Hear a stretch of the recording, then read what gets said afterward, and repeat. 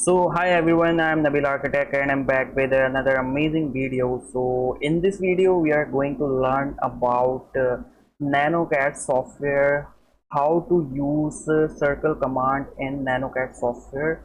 So we are here in NanoCAD software and I will show you how to use NanoCAD command in how to use NanoCAD of circle command in NanoCAD. Okay, so first of all I type a circle and enter, and circle command is on.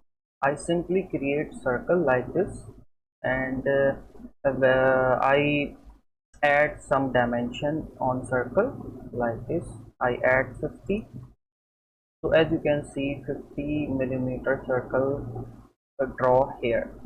Okay, when I used to circle on diameter, I simply type C, enter, and I create circle and press D, enter, and type 100, enter.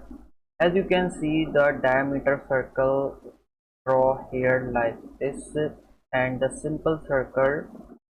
If you want to shortcut command, use shortcut command in circle in NanoCAD.